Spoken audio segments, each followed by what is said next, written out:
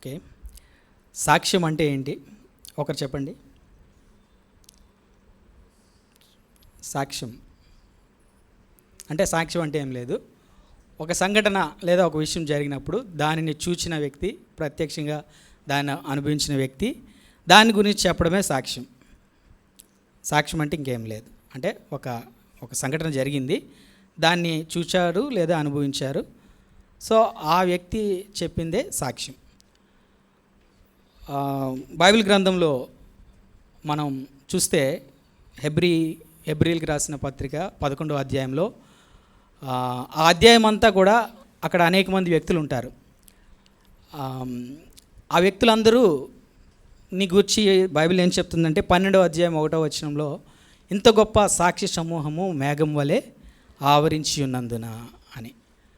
So కాబట్టి వాళ్ళందరూ కూడా దేవునికి సాక్షులు, దేవుని కార్యాలకి సాక్షులు. సో కాబట్టి ఒక సాక్ష్యము మనం యవనస్తులుగా మనం బలపడాలంటే ఆ హెబ్రీలకు రాసిన పత్రిక 11వ అధ్యాయంలో రాయబడిన ప్రతి వ్యక్తి యొక్క సాక్ష్యము మనం తెలుసుకొని అందులోని విషయాలు మనం స్టడీ చేస్తే అంతకన్నా గొప్ప సాక్ష్యం మనకి దొరకవు. వాళ్ళు ఎంతో గొప్ప కార్యాలు చేశారు. సో అలాగే దేవుని దాసులు కూడా అనేక మంచి సాక్ష్యం కలిగి ఉన్నారు. వాళ్ళ సాక్ష్యంతో పోల్చుకుంటే నాది ఒక చిన్న ధూళికణం కంటే చిన్న సాక్ష్యమే. ప్రభు చిత్తమున నా జీవితంలో జరిగిన ఎన్నో విషయాలు ఉన్నాయి, వాటిని అన్నింటినీ చెప్పడానికి టైం లేదు, కానీ ఒక 3 విషయాలు మీ మేలు కొరకే చెప్పాలని ఆశపడుతున్నాను. దీని విషయమే ప్రభు సహాయం చేయనుగాక. చిన్న ప్రార్థన చేద్దాం. ప్రేమగల తండ్రి, జీవముగల దేవా, పరిశుద్ధుడా, నీకు వందనములు, స్తుతులు, స్తోత్రాలు. నాన్న ప్రభా, నీ ప్రియుల యొద్దట నిలబట్టుకు ఏమాత్రం యోగ్యత లేని వాడును. నన్ను జ్ఞాపకం చేసుకుని ప్రభా తండ్రి నన్ను ప్రేమించి నాకు ఇచ్చిన ఈ అవకాశాన్ని బట్టి నీకు వందనములు. నా జీవితంలో నువ్వు ఎన్నో మేళ్లు చేసినావు, ఎన్నో ఉపకారం చేసినావు, వాటిని నేను ఎప్పుడు మర్చిపోలేనయ్యా. ప్రభా తండ్రి, నీవు నాకు ప్రియునిగా, నాకు రక్షకునిగా నాకు ఉండడం నిజంగా నా జీవితంలో గొప్ప భాగ్యము. ప్రభా వాటి గురించి నాయన కొన్ని సంగతులు నాయన ప్రభా నీ ప్రియులకు బలపరచుటకు నాయన ప్రభా పంచుకుంటుండగా నీవు సహాయం చేయండి. నా నోటికి తోడై ఉండండి. నా వ్యర్థమైన మాటలను తొలగించి నీవే సహాయం చేస్తారని నమ్మి స్తుతిస్తూ యేసుక్రీస్తు నామములో స్తుతించి ప్రార్థించి వేడుకుంటున్నాము తండ్రి. ఓకే. అయితే మీ అందరి జీవితంలో లాగే నా జీవితంలో కూడా ఎన్నో ఒడిదుడుకులు ఉన్నాయి. నేను పుట్టింది దేవుని యేసు ప్రభుని ఎరిగిన కుటుంబంలోనే పుట్టాను.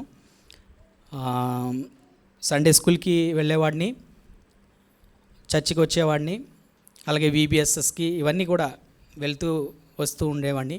క్రీస్తుని సడన్గా తెలుసుకునే అలా ఏం లేదు. చిన్నప్పటి నుంచి యేసుక్రీస్తు అంటే తెలుసు, కానీ యేసుక్రీస్తుతో ఆ యొక్క నిజమైన దేవునిగా నా సొంత రక్షకునిగా యాక్సెప్ట్ చేసే ఇదైతే లేదు.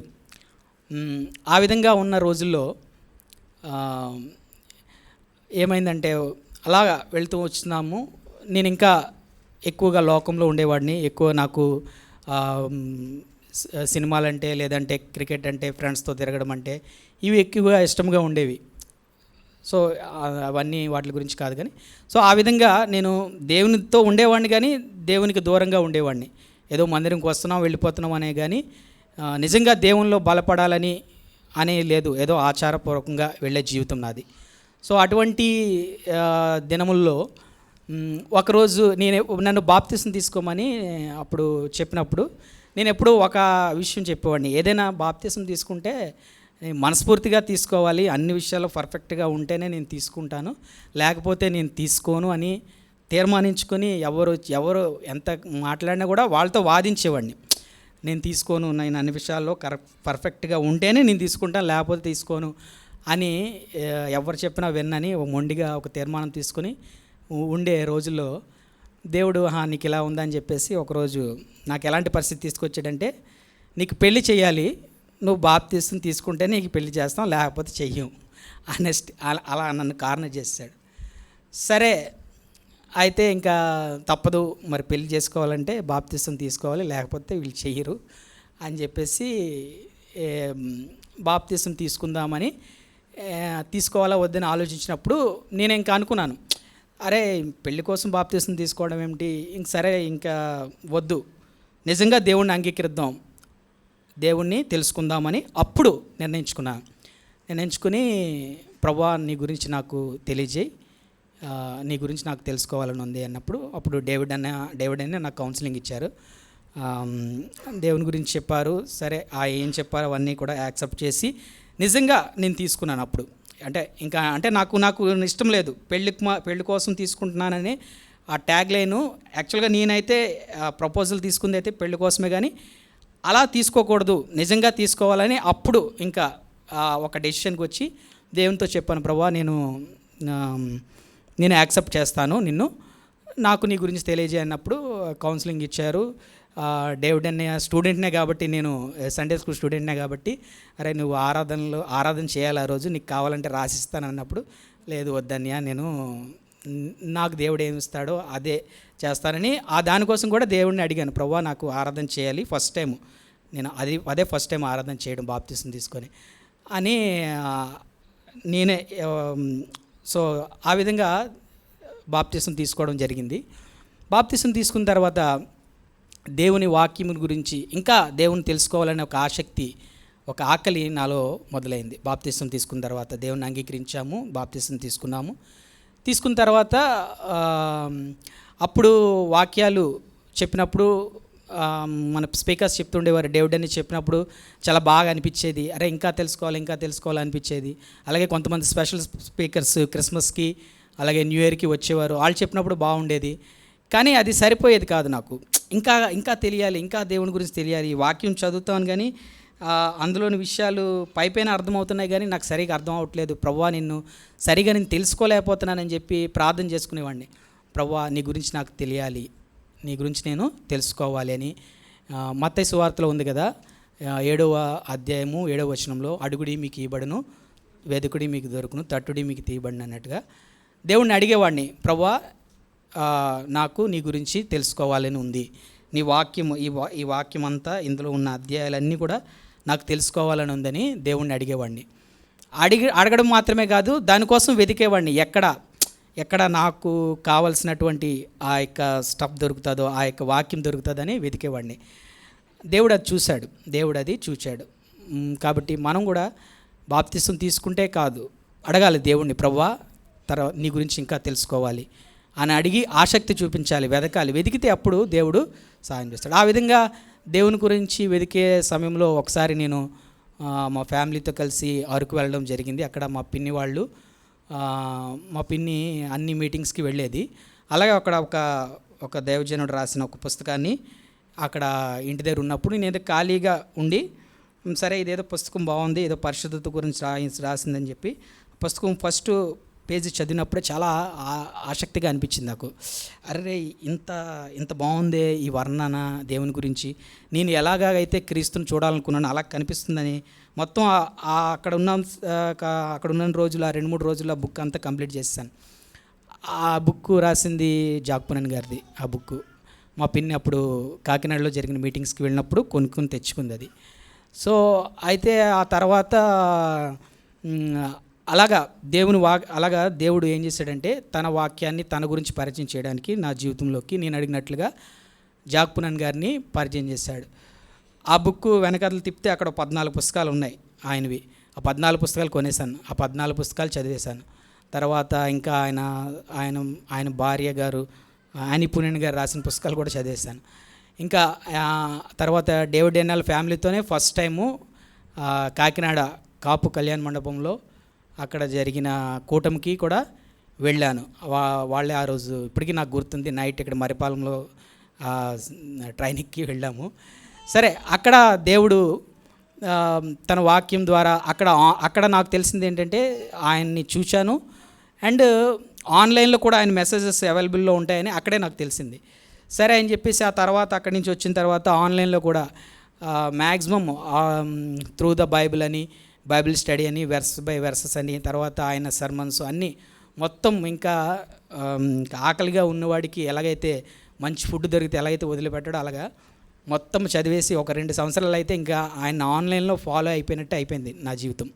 అంటే ఆయన ఏ కాన్ఫరెన్స్కి వెళ్ళినా బెంగళూరు, తమిళనాడు, కాలిఫోర్నియా, దుబాయ్, ఎక్కడికి వెళ్ళినా ఆన్లైన్లో పెట్టేసేవారు ఆ లింక్స్. అది అలా రెగ్యులర్గా ఫాలో అయిపోవడం, ఆ విధంగా అవన్నీ కంప్లీట్ చేసాడు. ఆ విధంగా దేవుడు ఏం చేశాడంటే అడిగినప్పుడు తనని నాకు చూపించాడు. నిజంగా ఎలాగైతే దేవుని యేసుప్రభుని చూడాలనుకున్నానో అలాగా దేవుడు నాకు చూపించాడు. కాబట్టి మనం ఎప్పుడైతే ఆసక్తి కలిగి ఉంటామో దేవుని గురించి అడిగితే దేవుడు చూపిస్తాడు. మనం అడగకపోతే అడిగినంత మాత్రానని కాదు, అడిగి ఆసక్తి చూపించాలి దేవుని గురించి. వీడు తెలుసుకోవాలని ఆసక్తి కలిగి ఉన్నాడు అంటే దేవుడు చూపిస్తే నిజంగా ఆ విధంగా నేను దేవుని తెలుసుకోవడం నాకెంతో ఆత్మీయంగా ఎంతో బలపడ్డానికి నిజంగా అది నాకు ఒక ఇదైంది. తర్వాత అలాగా విశ్వాస జీవితంలో వెళ్తున్న తర్వాత నేను ఎప్పుడు కూడా స్టేజ్ ఎక్కుతానని, పాటలు పాడతానని ఎప్పుడు అనుకోలేదు. అప్పుడు అక్కడ వెనకాతల మందిరంలో ఉండేటప్పుడు మ్యాక్సిమమ్ సియోని గీతాల పుస్తకంలో ఒక 20 నుంచి 25 పాటలే పాడేవారు. నాకు ఆ పాటలు బాగా నచ్చేవి, అన్నీ వెల్ నోన్ వర్డ్స్, మంచి అందరికీ తెలిసిన పాటలే.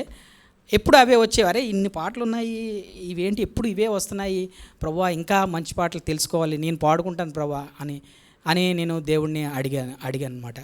అయితే ఎప్పుడు ప్రభువా నేను ఎక్కి పాడాలి అని నేను ఎప్పుడూ అనుకోలేదు, నేను ఎప్పుడు ఎక్కి పాడతానని కూడా నేను ఊహించలేదు. అయితే అలా వెళ్తున్న జీవితంలో దేవుడు ఒక్కరోజు అనుకోకుండా మరి డేవిడ్ నీకు ఏమనిపించింది ఏంటో, సెకండ్ లైన్లో ఉన్నాను, ఫస్ట్ లైన్ కూడా కాదు, సెకండ్ లైన్లో ఉన్నా, శ్యాములారా అని చెప్పి స్టేజ్ మీదకి పిలిచినప్పుడు అప్పుడు మొదటి పాట యెహోవా నా బలమా, ఆ మొదటి పాటకి ఫస్ట్ టైం నేను అక్కడ ఎక్కి పాట పాడినాను. అప్పటి నుంచి దేవుడు ఆ యొక్క పరిచర్యలో నన్ను ఉంచాడు. సరే, అప్పుడు అలాగా పాటలు కావాలి, నాకా వచ్చినవి తక్కువే. ఎందుకంటే అంతకుముందు నేను చెప్పాను కదా విశ్వాస జీవితంలో సరిగా ఉండేవాడిని కాదని. కాబట్టి ఏమీ తెలుసుకోలేదు. తెలిసిన పాటలు ఒక 20, ఇంకా బోల్డ్ పాటలు ఉన్నాయి, ఎలా నేర్చుకోవాలన్నప్పుడు అది కూడా దేవుడు ఆ ఆశను కూడా అడిగినప్పుడు ఆశను ఎలా తీర్చాడంటే, అది కూడా అక్కడ కాకినాడ కాన్ఫరెన్స్కి వెళ్ళినప్పుడు బెర్షెబాలో వాళ్ళు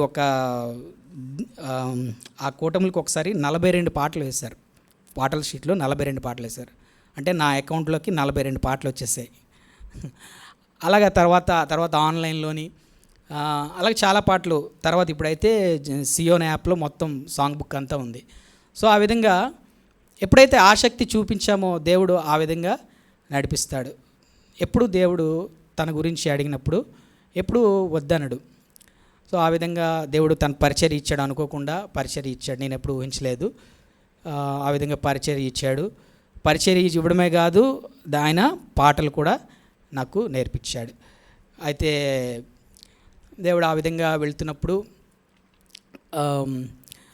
ఆ విధంగా అలా వెళ్తున్నాము. తర్వాత అయితే ఈ కీబోర్డ్ వాయించడం కూడా అలాగే ఆశపడ్డాను నేను. అది కూడా ఏంటంటే అప్పుడు చిన్న వీళ్ళందరూ ఉండేవారు, వాళ్ళు లేనప్పుడు కొంచెం ఆబ్సెంట్ అయ్యేది. ప్రభువా ఈ చిన్న లోటు ఉంది, ఒకవేళ వీలైతే నేను ట్రై చేస్తాను, నీకు చిత్తమైతే నాకు నేర్పించు అని ఆశపడినప్పుడు ఆ ఆశ ఎన్ని రోజులు ఉందా అని చూశాడు దేవుడు. అది ఒక 1 year కంటిన్యూ చేశాను. 1 year కంటిన్యూ చేసిన తర్వాత దేవుడు సరే అని చెప్పేసి అప్పుడు నాకు ఇంకా నేర్చుకోవాలి, కీబోర్డ్ కొనుక్కోవాలని ఆశ పుట్టింది. అలాగే దేవుడు అలాగా ఆన్లైన్ చూస్తూ అలాగే టిల్లుని అడిగి అలాగే నేర్చుకున్నాను. నేను ఎప్పుడు ఏ క్లాసెస్కి వెళ్ళలేదండి, అందుకే నాకు సరిగ్గా రాదు, అప్పుడప్పుడు తప్పులు వాయిస్తాను. కానీ నేను ఒకటే, ప్రభువా ఎప్పుడైనా ఏదైనా ఆబ్సెంట్ ఉన్నప్పుడు ఎవరు లేకుండా ఉండకూడదు, సో కాబట్టి నేను నేర్చుకుంటాను అని ఆశపడ్డాను. అందుకని నాకు వచ్చింది, లేకపోతే అది రాదు. కాబట్టి మీరు కూడా దేవుని మందిరంలో ఏదైనా పరిచర్యని ఆశపడితే అది మనకి లాభం అవుతుంది, అది మనకి మేలు అవుతుంది. కాబట్టి ఏదైనా పరిచర్య, అది ఇదనే కాదు అదనే కాదు పరిచర్య. కాబట్టి ఒక 5 years బ్యాకే నేను నేర్చుకున్నాను. ఇప్పటికీ నాకు సరిగా రాదు, బట్ దేవుడు ఆ మాత్రం ఏదో సహాయం చేశాడు, దేవుడికి వందనాలు. కాబట్టి దేవుడిని అడిగితే దేవుడు సహాయం చేస్తాడు. తర్వాత ఇంకా నా జీవితంలో దేవుని మీద ఆధారపడడం, దానికన్నా ముఖ్యం పాపక్షమాపణ విషయంలో ఏంటంటే ఆత్మీయంగా ఈ యొక్క మెసేజ్ల ద్వారా లేదా సంఘంలో ఉండటం ద్వారా అలాగా ఎదుగుతూ వెళ్తూ కూడా నా జీవితంలో ఓటమి లేదు అని లేదు, ఓటమి ఉంది, తొట్టిల్లపాటు ఉంది, పడిపోయిన స్థితి ఉంది, ఘోరంగా ఓడిపోయిన స్థితి ఉంది, నిరాశ కలిగిన స్థితి ఉంది. రకరకాలుగా సైతానుడు దాడి చేసి నన్ను పడద్రోసినప్పుడు ఎప్పుడు కూడా దేవుడు విడిచిపెట్టలేదు. నేనేం చేసేవాడిని అంటే, ఎప్పుడు పడిపోయినా లేదు ఇది తప్పు చేశానని నాకు అనిపించినా వెంటనే యాజ్ సూన్ యాజ్ పాసిబుల్, ఎంత వీలైతే అంత త్వరగా ఒంటరిగా ఎక్కడో దగ్గర ఎవరికి కనిపించకుండా ఒంటరిగా మోకాళ్ళు వేసి, ప్రభువా ఇదిగో ఈ తప్పు చేశాను, నన్ను క్షమించు అని దేవుణ్ణి క్షమాపణ వేడుకునేవాడిని. అదే తప్పు మళ్ళీ నెక్స్ట్ డే చేసినా కూడా మళ్ళీ సేమ్, మళ్ళీ చేసినా మళ్ళీ సేమ్, 100 సార్లు చేసినా 100 సార్లు. కానీ ఎప్పుడు కూడా దేవుడు క్షమిస్తాడు కాబట్టి పాపం చేయొచ్చు అనే ఏం లేదు. బట్ యాక్సిడెంటల్గా ఆ టెంప్టేషన్స్ని బట్టి ఒకవేళ ఏదైనా పాపంలో పడిపోతే లేదా దేవునికి అయిష్టంగా నడుచుకుంటే, ఎప్పుడైతే దేవుడు తన ఆత్మ ద్వారా లేదా తన వాక్యం ద్వారా నన్ను ఇది నువ్వు చేసిన తప్పు అని చెప్పాడు, వెంటనే ఒప్పుకునేవాడిని. యాజ్ సూన్ యాజ్ పాసిబుల్ ఒంటరిగా ఒక దగ్గర ఒక ప్లేస్ పెట్టుకొని లేదా ఎవరికి కనిపించకుండా మోకాళ్ళు వేసి, ప్రభువా ఇదిగో ఈ తప్పు నేను చేశాను అని ఆ తప్పు చెప్పి దేవుని దగ్గర క్షమాపణ వేడుకున్న వెంటనే దేవుడు క్షమించేవాడు అనమాట. ఆయన ఇప్పటికీ కూడా నన్ను క్షమిస్తూనే ఉన్నాడు. దేవుణ్ణి అందుకే దేవుని మన యొక్క ఎఫ్ఎస్సీలో రాసిన పత్రిక 1:7 ఉంటుంది, ఆయన రక్తం వలన మనకు మన అపరాధములకు పాపక్షమాపణ విమోచన కలిగిందని. సో కాబట్టి పాపములను క్షమించే దేవుడు మన దేవుడు. యవనస్తులుగా త్రొట్టిల్లు పడినప్పుడు ఎప్పుడు కూడా మనం అలా ఉండిపోకూడదు, అయ్యో నిరాశలు పడిపోకూడదు, వెంటనే క్షమిస్తాడు. ఎన్నిసార్లు అయినా క్షమించగలిగిన దేవుడు. అంతేగాని నువ్వు తప్పు చేసావు కాబట్టి నువ్వు సైతాన్ దగ్గరికి పో, ఇంక నాకు దగ్గరికి రావద్దని దేవుడు ఎప్పుడు అనడు. ఆయనకి ఏది ఇష్టం అంటే, దుష్టులు మరణించట కంటే వాళ్ళు మారు మనసు పొందితే ఆయనకి ఇష్టం. కాబట్టి ఎప్పుడైనా సైతానుడు భయంకరంగా మనల్ని, నువ్వు తప్పు చేసావు కాబట్టి నువ్వు ఇక్కడ ఉండడానికి వీల్లేదని మనల్ని నిందించినా ఏదైనా చేసినా కూడా మీరు సిగ్గుపడవద్దు. సిగ్గుపడకుండా దేవుని దగ్గరికి వచ్చి దేవుణ్ణి క్షమాపణ వేడుకుంటే దేవుడు ప్రేమ కలిగిన దేవుడు, మనల్ని రక్షించడానికి తన ప్రాణం పెట్టిన దేవుడు కాబట్టి మనల్ని రక్షించే దేవుడు. ఆ విధంగా అనేక సార్లు నేను తొట్టిల్లు పడినప్పుడు, పాపం చేసినప్పుడు దేవుడు నన్ను రక్షించాడు. ఇంకా మూడవది ఏంటంటే దేవుని మీద ఆధారపడడం. నేను నా జీవితంలో ప్రతి దాని కొరకు దేవుని మీద ఆధారపడడం ఎప్పుడైతే నేర్చుకున్నానో అప్పుడు దేవుడు నాకు ఎంతగా సహాయం చేశాడంటే, నిజంగా నేను ఈ విధంగా నిలిచి మాట్లాడలేని వాడిని. ఎంత భయస్తుండంటే, ఒక నలుగురు మామూలు కుర్రవాళ్ళే, తెలియని వాళ్ళు నలుగురు ఉంటే వాళ్ళతో మాట్లాడడానికి కూడా నాకు భయం. నా బట్టలు నేను కొనుక్కోవడానికి కూడా మా ఫ్రెండ్స్ మీద ఆధారపడి వాళ్ళని తీసుకెళ్ళి అరే సెలెక్ట్ చేయండి రా అని చెప్పేటువంటి అంత సిగ్గు భయం నాకు. బట్టల షాప్కి వెళ్ళి బట్టలు కొనుక్కోలేను. అంటే ఇది మామూలుగా సింపుల్గా అనిపించవచ్చు మీకు, అరే బట్టలు ఏముంది ఎవరైనా కొనేస్తారు కదా అని. ఇప్పుడు ఏ విధంగా కాళ్ళు లేనివాడుకి నడవడమే గొప్ప అలాగా అటువంటి ఒక రకమైన భయంకరమైన స్థితిలో ఉన్నప్పుడు, ఎప్పుడైతే దేవుని అంగీకరించి బాప్తిసం తీసుకొని ఆయన రక్షణలో వచ్చానో అప్పటి నుంచి నా జీవితం మారడం మొదలుపెట్టింది.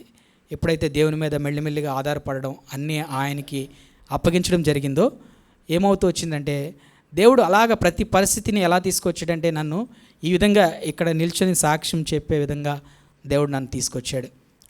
ఆ రకమైన అనుభవాలు గుండా ఆ రకమైన వ్యక్తులను నా జీవితంలోనికి అనుమతించాడు, ఆ రకమైన సందర్భాలను అనుమతించాడు. ఇవన్నీ ఎప్పుడంటే దేవుడిని అంగీకరించి ఆయన్ని తెలుసుకోవాలని, ఆయనతో ఉండాలనే ఆసక్తి ఎప్పుడైతే కలిగిందో అప్పుడు మనం జాగ్రత్తగా గమనించాల్సింది, ఆసక్తి లేకపోతే దేవుడు ఆయన కోసం ఆసక్తి లేకపోతే దేవుడు ఇవ్వడు.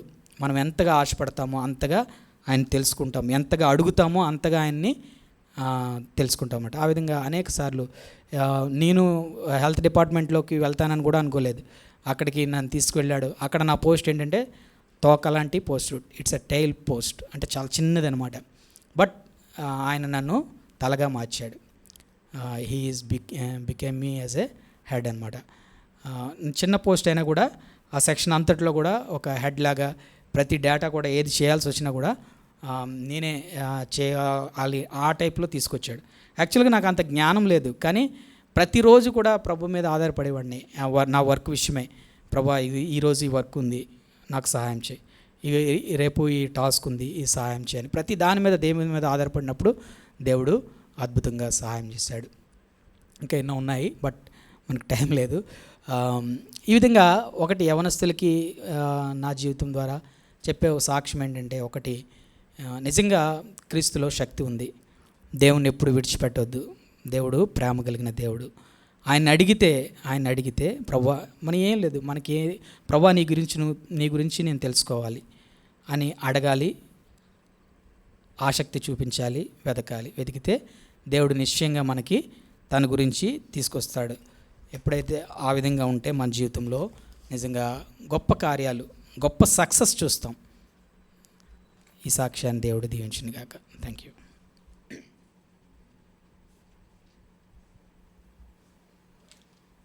ప్రార్థన చేసుకుందాం. పరిశుద్ధమైన తండ్రి, అబ్రహాము, ఇస్సాకు, యాకోబుల దేవా, కనికరంగల దేవా, ప్రేమగల దేవా, దేవా నీ దాసుడు మరి శ్యామ్ బ్రదర్ యొక్క సాక్ష్యాన్ని మా ముందర మీరు ఉంచారు. అందుని బట్టి వందనములు, స్తుతులు చెల్లిస్తూ వస్తున్నాం. తన జీవితంలో మరి జరిగిన ప్రతి విషయములు మీరు మాకు తెలిపినందుకే వందనాలు, స్తుతులు చెల్లిస్తూ వస్తున్నాం. కాబట్టి దేవా, తన జీవితం అంతా కూడా నమ్మకంగా, యథార్థంగా జీవించినట్లుగా, తన సాక్ష్యాన్ని అంతం వరకు కాపాడుకున్నట్లుగా మీరు బలపరచమని, స్థిరపరచమని వేడుకుంటూ వస్తున్నాం. నీ కుమారుడు పరిచర్యలో దేవ వాడబడుతుండగా నీ కృప చూపించండి దేవా. ఈ యొక్క సాక్ష్యాన్ని మా హృదయాలు కూడా భద్రం చేసుకోవడానికి సహాయం తెచ్చమని ముందున్న పరిచయం నీ చేతికి అప్పచెప్తూ యేసు పరిశుద్ధ నామమున అడిగి పెట్టుకుంటున్నాం తండ్రి, ఆమెన్. ఒక మాట, శాము అసలు ఎలా రక్షింపడ్డాడో అది చెప్పలేదు. బాప్టిజం పొంది వెళ్ళాడు. చాలా VBSకి వెళ్ళి ఉన్నాడు బిడ్డ. ఏమండి, వెళ్ళి వచ్చిన తర్వాత వాక్యం పని చేసింది. ఆ తర్వాత సండే క్లాస్లో ఒక కథ చెప్తున్నప్పుడు తన కళ్ళమ్మట కన్నీరు చూశాను నేను. బిడ్డ తనలో ఉన్న ఒక మనస్తత్వం ఏంటంటే అన్వేషిస్తాడు, ఏదైనా తెలుసుకోవాలి, ఏదైనా నేర్చుకోవాలని గమనించి అప్పుడు రక్షింపబడాలి, అపక్షమాపణ పొందాలి, యేసుక్రీస్తు రక్తంలో నీ పాపాలు కడగబడాలని చెప్పినప్పుడు బిడ్డ రక్షింపబడి ఉన్నాడు. అప్పుడు మొదలుపెట్టా, అర్థమైందా, బాప్టిజం తీసుకోవాలి, నువ్వు అలా ఉండడం మంచిది కాదని. తీసుకోలే చాలా. అప్పుడు అక్క వచ్చి శామ్కి పెళ్లి చేయాలనుకున్నాను తమ్ముడు, మరి ఇప్పటికైనా బాప్టిజం తీసుకుంటాడా అని అడిగాను. ఆ తర్వాత మీరే మాట్లాడిన తమ్ముడు అంది. మాట్లాడి ఇదేదో పెళ్ళికి కాదు నాయన, దేవుని కొరకు నమ్మకంగా జీవించు, ఏదేమైనా దేవుడు సహాయం చేస్తాడు. అది తన రక్షణ యొక్క ఉద్దేశం.